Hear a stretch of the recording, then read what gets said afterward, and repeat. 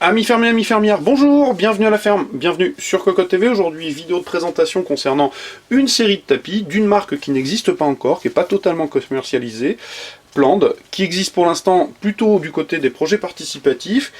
Et pour la petite histoire, eh bien, l'inventeur de Plande nous a contacté par l'intermédiaire du forum pour nous proposer de tester les tapis et de donner un avis sur la pertinence du concept. Ce qui était plutôt, vous allez le voir, une bonne idée, parce que je trouve que les tapis sont assez pertinents. Maintenant, il est parti du postulat tout simple qu'aujourd'hui on vend bien trop plus d'ordinateurs portables que d'ordinateurs fixes, et que du coup, l'aspect nomade était intéressant et qu'il manquait peut-être quelque chose pour pouvoir tirer toute la quintessence d'un ordinateur portable, notamment en termes de confort et en termes de jeu. Et pour le coup, eh bien, Plande propose deux types de tapis. Voilà, un long, comme ceci, nommé Desktop, et un tout en ligne biaise nommé Game. Et vous le voyez, en fait, ces tapis existent dans plusieurs dimensions, 3 exactement. Celle-ci plutôt réservée au 14 pouces, qui est mon cas, c'est pour ça que j'ai pris cela. On a aussi du 15 pouces et du 17 pouces pour les games et pour les desktops, que j'arrive pas à attraper là-bas. Voilà.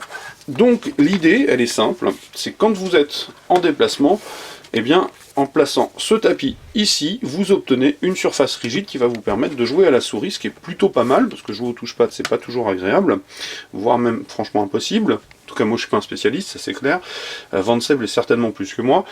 La réalité, du coup, c'est que vous avez, par le positionnement de ce tapis, une surface rigide sur laquelle vous posez la souris et vous gardez l'accès aux touches E, D, S, F pour ceux qui jouent sur DSF ou ZSQD, comme c'est mon cas. Et c'est plutôt pas mal. Alors moi, j'ai pas un portable de jeu, hein, il n'est pas assez puissant pour ça, mais c'est pas forcément un problème. Donc du coup, ça permet quand même de poser l'ordinateur, d'avoir la surface. La question, c'est plutôt la question de la surface par rapport à la résolution de la souris. Il faudra quand même être sur une résolution assez importante. Alors quand je dis importante, un 2000 dpi suffira, ni plus ni moins. Parce que vous voyez là, j'arrive à traverser l'écran de mon 14 pouces assez facilement sans avoir à sortir du tapis. Donc, et aller sur 2000 dpi ici.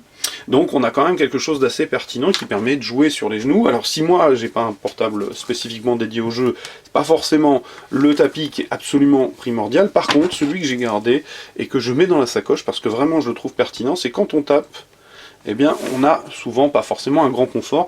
Eh bien l'adjonction de cette petite surface de tissu qui est toute simple, en fait il fallait y penser. Certes on perd le touchpad, mais quand on tape du texte au kilomètre en général on garde la souris à portée de main.